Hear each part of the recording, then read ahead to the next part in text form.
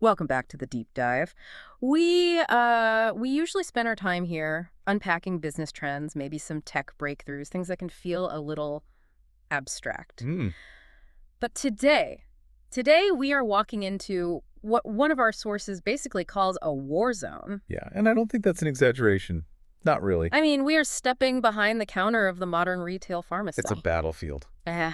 There is, there's no other way to describe it. I think for most people, and I'll include myself here, at least before I read the stack of documents, the pharmacy is just, it's an errand. Sure. You drop off a slip of paper, maybe you grab some shampoo, you wait 15 minutes, and you get a little bottle. It feels transactional. It feels like any other retail store. Exactly. But looking at the sources we've got in front of us, we have the Pharmacy Operational Compliance and Licensure Protection Protocol. We've got Strategic Safeguards. And this one's called the Pharmacist License Defense and Survival Manifesto. Right. These don't read like medical textbooks. No, they read like counterinsurgency manuals or battle plans. They really do. Yeah. And it seems that if you're working in a pharmacy today, and that's whether you're the pharmacist in charge, a floater, an intern, a lead technician, this environment has fundamentally shifted.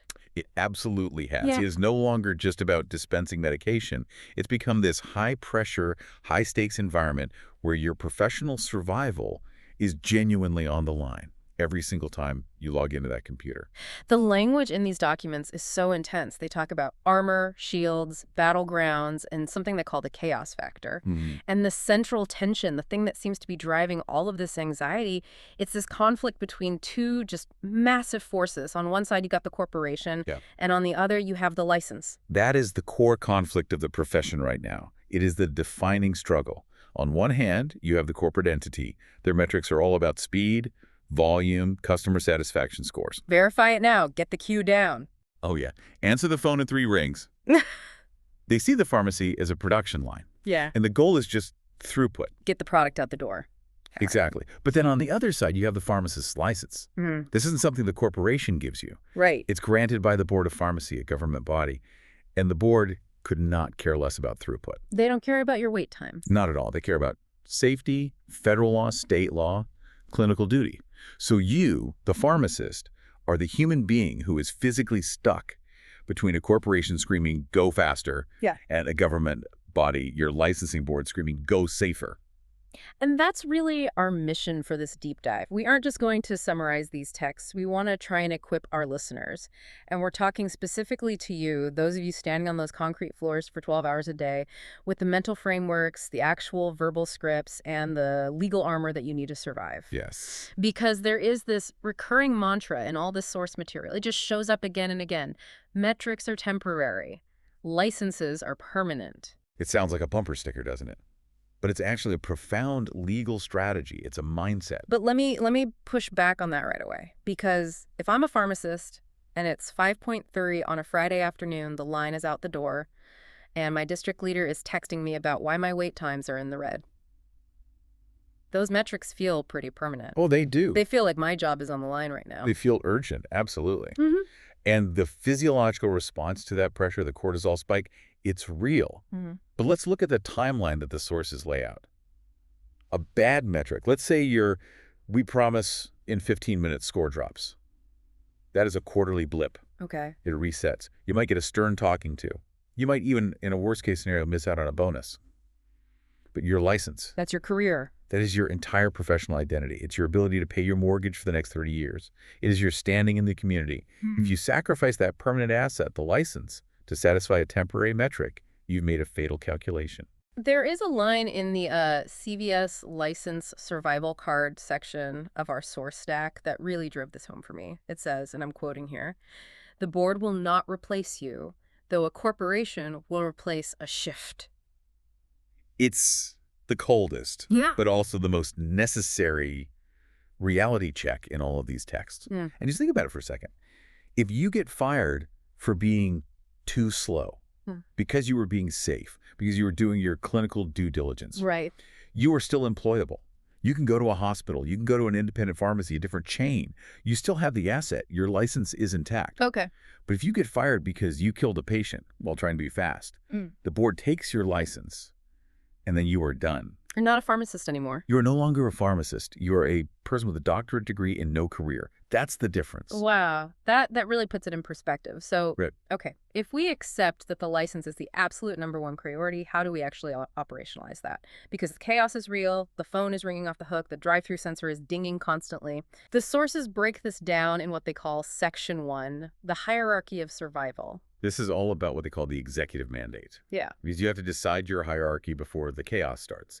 You cannot make these critical decisions when your cortisol is spiking and people are yelling at you. You need a preloaded decision matrix in your head. And they outline 3 specific battlegrounds. Let's walk through them because I think this is where the theory really hits the pavement. The first one is speed versus safety. This is the most common one, the day-to-day trade-off. The corporate pressure is always for speed. But the source text is just explicit on this. Safety must always win. Speed is described not as a goal in itself, but as a, quote, secondary byproduct of efficient, safe practice. But practically, what does that mean? If I'm moving at a pace I know is safe, but the line is wrapping around the aisle and I can feel the eyes on the back of my head, am I just supposed to ignore that angry mob? Yes, and I know how unbelievably hard that is. But the source material references the concept of the DUR, the Drug Utilization Review. Okay, what's that? That is the moment, the critical pause, where the pharmacist checks for drug interactions, for allergies, for the appropriateness of the therapy. That takes cognitive time. You physically cannot speed that up without skipping mental steps. You're just clicking through screens at that point. You're just clicking. So if the choice is fast and risky or slow and safe, your license demands you choose slow. Because if you rush and you miss a major warfarin amiodarone interaction because you were trying to clear the queue, I was busy, is not a legal defense. No one will care. That brings us to the second battleground, which is policy versus pressure. This is the interpersonal one, right? The human element. This is what they call the deviation trap. And the pressure comes from absolutely everywhere. It's the angry customer screaming at the counter. It's the manager telling you to just hurry up. It's a doctor on the phone demanding you fill something right now. And the rule from the texts is what? Adherence to the law is your only shield. When you are pressured, you don't cave. You lean harder into the policy. So you're basically using the policy as a wall to hide behind. It's not hiding, it's using your armor. You depersonalize the conflict. It's no longer, I'm not doing this because I don't want to. It becomes, I am not doing this because the law and policy say I can't. So it's not you saying no, it's the system. Exactly. If you deviate from policy because a customer is yelling, and then something goes wrong with that prescription, you are standing out there all alone. You voluntarily stepped away from your shield. You have no defense. And the third battleground is license versus metrics. And again, I'm going to play the advocate for the stressed out employee here. If I consistently ignore the metrics, my manager is going to haul me into the office. You might get that talking to. But this battleground highlights the critical difference between your employer and your regulator. The Board of Pharmacy, the government agency that gave you your license, does not care about your store's throughput. Not at all. They don't care if you filled 400 scripts or 40 scripts that day. They care about your clinical due diligence on each and every one. The sources are incredibly blunt about this. The board will not accept corporate pressure as a valid excuse for a medication error. Yeah. Ever. So really what you're saying is sometimes you have to be willing to be a bad employee in the eyes of the metric watchers, to be a good pharmacist in the eyes of the law. That is the paradox of the modern retail pharmacist. Sometimes protecting your license means disappointing your district leader, and you have to be okay with that because the district leader can't send you to jail. The board, and by extension the courts, absolutely can. Man. It's really not just counting pills, is it? We have this tendency, I think, to diminish the role, but the pharmacist is the final gatekeeper. The sources describe the pharmacist as the last line of defense, the final barrier between a doctor's order, which might be wrong. Doctors are human and potential patient harm. So many things can go wrong before it even gets to you. A doctor can make a mistake. The electronic prescribing system can glitch out and send the wrong sig.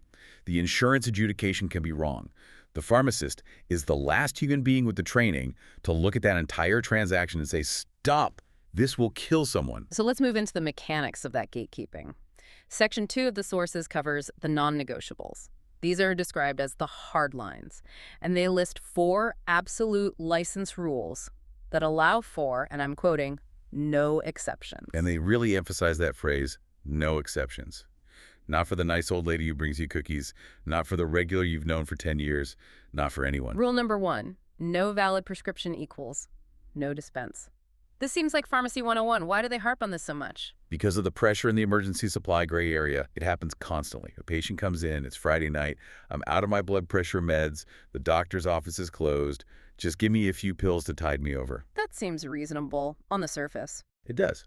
And some states do have very specific laws allowing for, say, a 72-hour emergency supply under strict conditions. But the sources warn that this is an incredibly slippery slope. The moment you start dispensing without a valid current order just to be nice, or because you know what they usually take, You're in dangerous territory. you are technically practicing medicine. You are prescribing. That is outside your legal scope of practice. In the eyes of the law, you've just become a drug dealer. Wow. Okay, when you put it that way, it's pretty clear. Rule number 2, no clinical verification equals no product out the door. This is a really crucial conceptual distinction they make in the texts. They differentiate between the medication as a chemical and the medication as a therapy. What's the difference? A bottle of pills sitting on the shelf is just a chemical. It's a potentially dangerous substance. It only becomes a therapy once a licensed pharmacist has reviewed it in the context of that specific patient's profile. So if the computer system is lagging or the internet is down, you can't just hand the bag over to the patient and say, oh, I'll scan it through later when the system is back up. Absolutely not. The sources are crystal clear on this. If you do that, you have distributed an unverified chemical weapon. You haven't checked for interactions. You haven't checked for contraindications or allergies. If that patient takes it and has a severe reaction, you have zero defense. You knowingly bypass the safety check. Rule number 3 is the one that I think scares me the most about modern software systems. No overrides for convenience. Ah, yes. Alert fatigue. This is a huge, huge problem in modern healthcare. Explain that. Okay, so you scan a drug. The computer screams, beep. A box pops up. Drug interaction, low severity. Yeah. You click override. You scan the next one. Beep. Duplicate therapy. You click override. You do this 300, 400 times a day. Your brain just tunes it out. Your brain is physically wired to ignore the beep. It becomes muscle memory. Your finger just twitches to clear the screen so you can keep moving. You aren't even reading the warning anymore. But one of those 400 times. One of those times it's real. The source is called clicking through without thinking, working without a net. The moment you click override without actually investigating, without checking the patient's profile, without looking at the timestamps on their other meds, you have manually disabled the only safety system you have. And it's logged. And it is logged with a timestamp. If that interaction turns out to be a serious one, say a QT prolongation that stops their heart and the electronic log shows you clicked override in 0.5 seconds, that is indefensible negligence. You cannot override for speed, ever. And the final rule, rule number 4, if it is not documented, it did not happen. We're going to do a much deeper dive on documentation in a bit because the sources call it armor. But first, I want to talk about what they call the audit mindset. This is a mental trigger, a little internal checklist the sources suggest you run through. Before you hit that final verify key, which is legally your electronic signature, you ask yourself 3 specific questions. Okay, walk us through them. The first question is, would I be prepared to defend this specific action under oath in a court of law? Wow. That question alone usually stops you from being lazy. It yanks you out of the retail mindset and puts you in the courtroom. It raises the stakes immediately. Yeah, it does. What's the second question? Second, is this transaction clearly compliant without me needing to explain away shortcuts? Meaning? Meaning, if a state board investigator just looks at the digital record, does it look clean? Or do you have to start explaining, well, I didn't call the doctor because I've known him for years and I knew what he meant. I knew what he meant is not a legal defense. It is an admission of guilt. And the third question? Does my documentation stand alone as a complete record if I am not present to explain it? This is what they call the hit by a bus rule. Morbid, but I get it. Yeah. If an auditor comes in 2 years from now and you've moved to a different state or you're on vacation, can they look at that prescription transaction and understand exactly why you did what you did? If the answer is no, you don't verify the script. You stop and document. We touched on this briefly, but the sources have a whole specific protocol for downtime. When the internet goes out or the servers crash, this is when the chaos factor peaks. This is arguably the highest risk scenario in a modern pharmacy. The core rule they give is paper does not equal automatic approval. Right. When the system goes down, you lose your digital safety net. You lose the automatic interaction checking. You lose the allergy database. You lose the patient's history. So what do you do? Just close the gate and tell everyone to come back tomorrow? Honestly, Mm. sometimes yes. If you cannot safely verify a prescription, you cannot dispense it, period. But if you do proceed on paper, the sources say you must essentially become the computer. You have to do it all manually? You have to interview the patient. What other medications are you taking? What are you allergic to? When was the last time you had this filled? You have to manually build a profile for them. And this is critical. A technical failure is not a waiver of your legal requirements. Hmm. You are still liable, and you are required to back enter all of that data correctly and completely when the system comes back up. That sounds like an absolute nightmare. It is. That's why the sources advise extreme caution during downtime. It is always better to have angry customers than dead ones.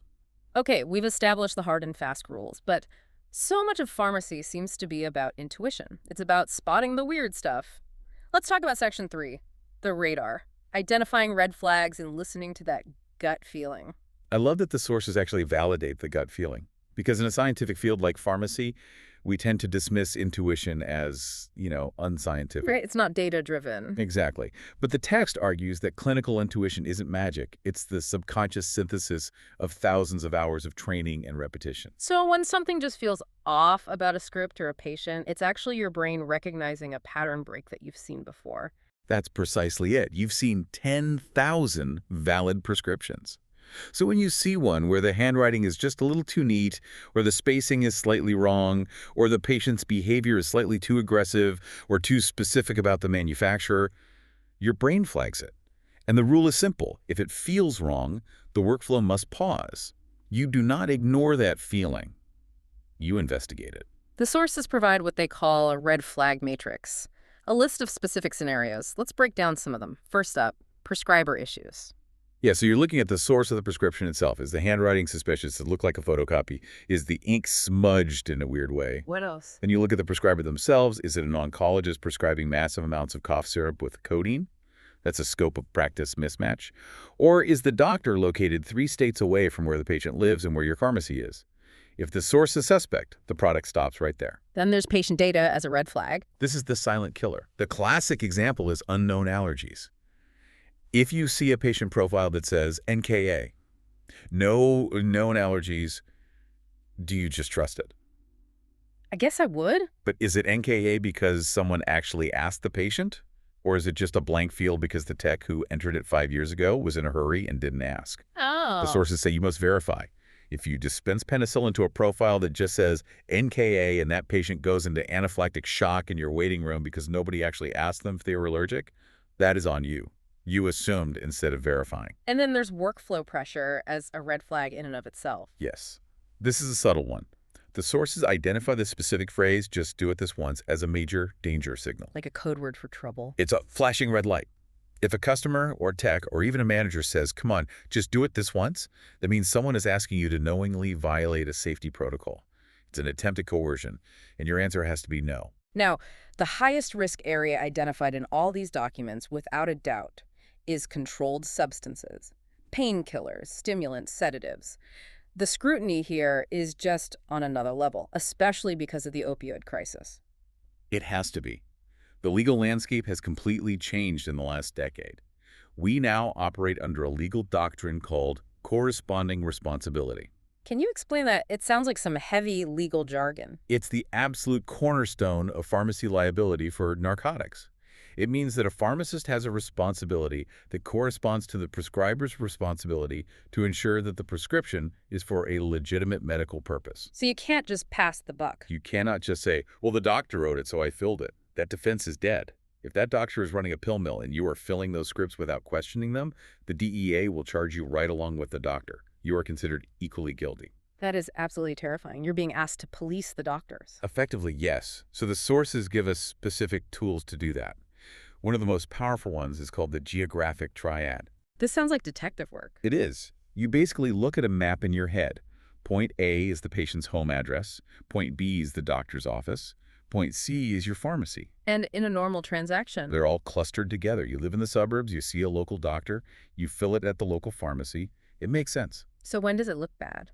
When the patient lives in City A, drives 2 hours past 50 other pharmacies to see a doctor in City B, and then drives another hour in a different direction to fill it at your pharmacy in City C. That forms what they call a triangle of suspicion. And you have to ask why. You have to ask why. Why are they traveling that far? And the most common reason is because every single pharmacy closer to them has already said no. You are the last stop. Another big red flag they mention is cash-only transactions. Why is paying with cash suspicious? Because insurance creates a digital paper trail. It creates a centralized database entry that tracks utilization. If someone is diverting drugs, selling them on the street, or if they're doctor shopping and getting multiple scripts from multiple prescribers, they don't want that record. They want to fly under the radar. Exactly. So if a patient comes in, they have valid insurance on file, but they insist on paying $500 cash for a large quantity of oxycodone. Yeah. The sources say that is a stop immediately and investigate event. And there's early refills. This must happen all the time. All the time. And the sources are incredibly strict here. No guessing. If a patient is requesting a controlled substance early, there must be a documented, valid rationale from the prescriber's office. I lost them. Needs to be documented with a police report in some cases. The doctor increased my dose needs a brand new prescription reflecting that. You can't just take the patient's word for it. You cannot just slide it through because the patient is crying or threatening you or telling you a sob story. You need objective proof. So, let's say you've done all this. You've spotted a red flag. Your gut is screaming no. The geographic triad is weird. Now you have to do the hardest part. You have to actually tell the person standing in front of you that they are not getting their medication. This leads us to Section 4, the art of the professional no. This is where the rubber meets the road. This is the soft skill that will save your license more than any other. And the sources argue that saying no isn't just about customer service, it's a clinical skill. It absolutely is. It's about shifting the dynamic. If you apologize and say, "Oh, I'm so sorry, I can't do it, please don't be mad," you're acting like a clerk who's out of stock of a shoe size. You are inviting negotiation and argument. You sound weak. You do. Yep. You need to act like a clinical authority making a final decision. So, to that end, the sources provide a safe refusal script. They want listeners to actually memorize this. Let's hear it. The script, verbatim, is, "I can't proceed without meeting legal and clinical requirements. I'm happy to reevaluate once those are met." I really like that. It's very neutral. It's almost clinical. That's the entire point. It removes you and me from the conflict. It's not, "I won't give this to you." It's, "I can't proceed." And why? Because of legal and clinical requirements. It externalizes the authority. Precisely. You aren't the bad guy. The law is the bad guy. You are just the messenger enforcing the rules. And what if they push back? What if they start yelling or begging or saying, "I'm in pain, you're heartless"? You do not engage with the emotion. You stay on script. You use what the texts call the add-ons. This is the heavy artillery. You say very calmly, "This is a license issue for me." That puts it right on the table. It makes it about you, your career. Or you can say, "I need proper documentation before continuing." It is very, very hard for someone to argue against proper documentation without sounding like they're trying to do something shady. Okay, but what about managing up? What if it's not a customer, but it's your district leader, your DL, who's calling and saying, "Why did you turn away that script? Our numbers are down. Just get the lines moving." That is a very dangerous conversation for that manager to be having, and you need to professionally and calmly remind them of that. The texts advise using the escalation ladder language. You state clearly, "I'm not comfortable proceeding without the proper documentation." Okay. Or, the most powerful one, "This would put my license at risk." This would put my license at risk. That feels like a nuclear deterrent. It is. Because no corporate manager in their right mind wants to be on record, even verbally, ordering a licensed professional to risk their license. That creates massive, massive liability for the company and for them personally. As soon as you say those words, the liability for pushing forward shifts from you to them. It almost always stops the conversation cold. It's empowering to just have those words ready, because in the moment when your heart is racing and someone is pressuring you, it's so hard to come up with the right thing to say. That's why the sources literally say to print and laminate these scripts. Put them in your pocket. You do not want to be improvising when your entire career is on the line. Moving on to Section 5, other high-risk zones. We've talked a lot about controlled substances, but there are other areas where things can go sideways very fast. Specifically, the sources highlight immunizations and technicians. Immunizations are a huge part of the pharmacy business now. Pharmacists are vaccinating more people than ever before, and the mantra here is very simple. Slow is safe. Which has to be so hard when you have a line of 10 people on their lunch break waiting for flu shots and COVID boosters. It's extremely hard. But the sources outline a process called the triple match. Before a needle ever goes near a patient, you have to confirm three things: correct patient, correct vaccine, valid order. Seems basic. It seems basic, but errors happen. We have seen horror stories in the news of children getting adult doses of a vaccine or someone getting a COVID shot when they came in and asked for a flu shot. You cannot just grab a vial and go. And the paperwork, they say, is a legal minefield. Absolutely. The Vaccine Information Statement, or VIS, it's a federal requirement. You must give it to the patient before the shot, and you must document that you gave it to them. And then there's consent. Right. If you stick a needle in someone's arm and you have not documented their informed consent, that is legally battery. Battery, as in criminal battery. Yes. Unwanted physical contact. Yeah. If their consent isn't charted, legally, it didn't happen, even in a rush, especially in a rush. So let's talk about technicians. They are the backbone of the pharmacy. They do all the logistics, the counting, the insurance billing. They're indispensable. But the sources talk about something they call a judgment wall. This is a critical legal boundary that cannot be crossed. Yeah. Technicians can do a lot, but there are three things they strictly legally cannot do: exercise clinical judgment, perform the final verification of a prescription, or authorize system overrides. So a tech can't look at a drug interaction alert on the screen and say, oh, Mrs. Smith takes this all the time, it's fine, and then click through it. Absolutely illegal, even if the tech is 100% right. It requires a pharmacist's license and the corresponding liability to make that specific judgment call. But practically speaking, a really good experienced tech who's been there for 10 years probably does know the answer. And they might try to help the busy pharmacist by clicking through just to save time. And that's what the sources call the delegation trap. They were trying to help, but they are unknowingly putting your license in jeopardy. So the sources provide a script for this too. They call it the delegation script, or my favorite, the tech pushback shield. I love that name. Tech pushback shield. How does it go? It's polite but firm. It goes like this. I appreciate the help, but this part requires pharmacist judgment. Simple. It's perfect. It acknowledges their good intent. I appreciate the help, so you're not being a jerk. But it clearly and firmly reasserts the legal boundary. This part requires pharmacist judgment. End of discussion. No argument. One last high-risk area in this section: transfers and verbal orders. Taking a prescription over the phone from a doctor's office. Yeah, this has a very high error rate. The rule is simple. Only licensed personnel pharmacists or interns in most states can handle these. A technician cannot take a new prescription over the phone in most jurisdictions. And there's a mandatory readback. Yes, this is so important. You must repeat it back to the nurse or doctor on the other end. You have to read back the drug name, the strength, and the quantity. You cannot just listen, say okay, and hang up. You have to actively verify your understanding. Okay, just to confirm, that was amoxicillin 500 milligrams. Take one tablet 3 times a day for 10 days. Is that correct? If you don't do that, you're just flying blind. Completely. Yeah. And you're accepting all the risk for any miscommunication. All of this, everything we've talked about, creates a trail. And that trail is what we call documentation. Section 6 is titled, fittingly, Documentation as Armor. This is my favorite concept in the entire stack of materials. We tend to view documentation as a chore. Ugh, now I have to type a comment. It's the last thing you want to do when you're busy. The sources completely reframe it. Documentation is not a chore. It is your armor. It is the only thing standing between you and a lawsuit or a board action. It shifts the focus from just doing the work to proving you did the work. Yes, that's a perfect way to put it. If you refused a dangerous fill, or if you called a doctor to clarify a dose, or if you counseled a patient on a side effect, if there is no note in the system, then legally you were just standing there doing nothing. It never happened. So what makes a good defensible note? The sources list 5 data points that every note should have. It's a simple formula. Every note needs these 5 things. 1, who? Name and title, not just spoke to office. It's spoke to Nurse Sarah Jones.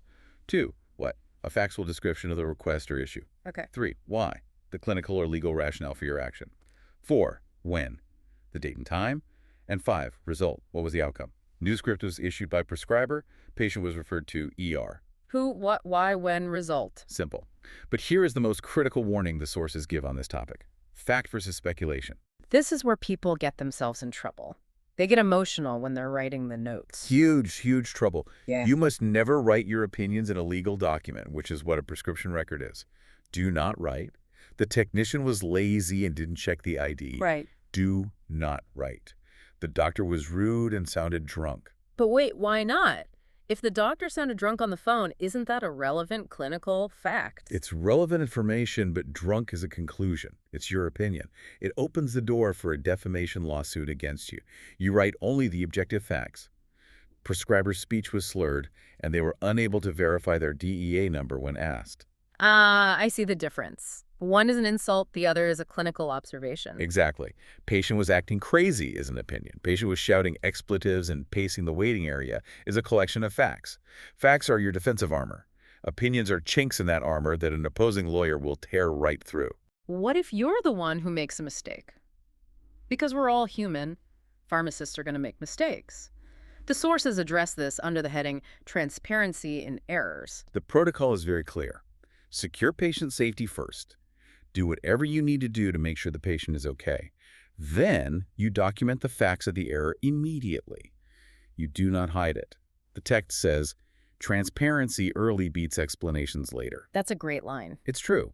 If you try to cover up an error or fix it without documenting it and it comes out later, that looks like malice. It looks like gross negligence. But if you document it immediately, error occurred, patient notified, physician notified, corrective action taken, it looks like a professional handling a system failure. The Board of Pharmacy is much, much more lenient with honest errors than with dishonest cover-ups. We're coming down to the operational day-to-day side of things. Section 7, Operational Integrity.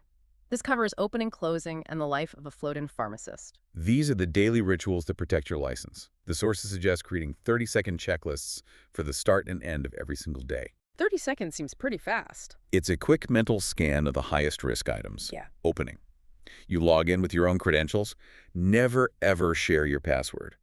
That is the equivalent of signing a blank check with your name on it for someone else's work. What else? Check the refrigerator and freezer temperatures. If the power went out overnight and that fridge failed, all of that expensive insulin and other refrigerated medication is now garbage. You need to know that before you dispense it to a patient. And for closing the pharmacy at the end of the day. Resolve any outstanding controlled substance issues. Do not leave a mess for the next person. Clear the queues as much as possible or, and this is key leave clear, written notes for the next shift. I did not fill this oxycodone for Mr. Smith because I am waiting for a callback from the doctor to verify the dose. That communication is absolutely vital. It is. And that leads directly into the floater survival guide. And for anyone who doesn't know, a floater is a pharmacist who doesn't have a home store. They cover shifts at different locations, often with little notice. Which is arguably the hardest, highest risk job in retail pharmacy. You walk into a strange pharmacy, you don't know the staff, you don't know the patients, you don't know where anything is. The sources call this inherited risk. You inherit the mess from the last shift. You are 100% responsible from the moment you clock in. If the pharmacist on the previous shift made a mistake, and you are the one who dispenses it today, it is now your mistake too. So the advice from the source is essentially, trust no one. Pretty much. Assume nothing was done correctly before you arrived. Recheck any high-risk items that are waiting. And most importantly, timestamp the problems you find. What does that mean to timestamp a problem? It means if you walk in at 8 a.m. and you see the narcotic inventory count is off or the fridge is too warm, you document it immediately. You send an email to your manager. Arrived at 8 a.m., narcotic count for Percocet is off by 50 pills from the log. You're drawing a line in the sand. You are isolating the liability to the previous shift.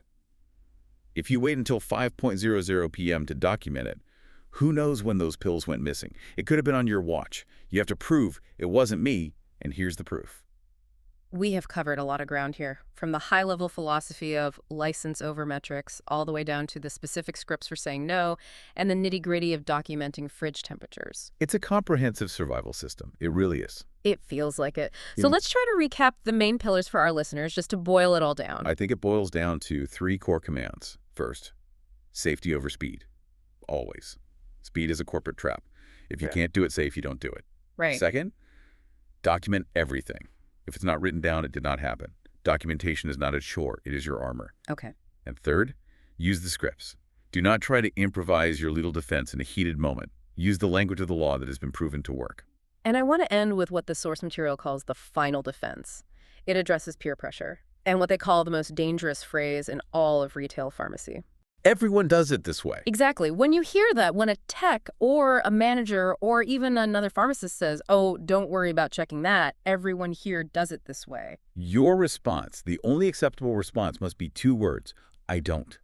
I don't. It separates you from the herd. It separates you from the group liability. It asserts your individual professional integrity. You are saying, I don't care what everyone else does. I care what my license requires of me. That brings us to our closing thought on all this. In a corporate machine that is, by its very nature, designed to treat you as a replaceable part, just a shift to be filled, a cog in the machine, your integrity is the only thing that is truly 100% yours. Every single signature, every verification, every time you press that enter key, that is a choice. You are actively choosing to protect your name, or you are choosing to gamble it away for a temporary metric. Metrics are temporary, licenses are permanent. Protect your name. Every single time. To all our listeners out there in the pharmacy world, we mean this. Print these rules out, laminate them, keep them in your lab coat pocket. Stay safe out there. And thanks for listening to The Deep Dive.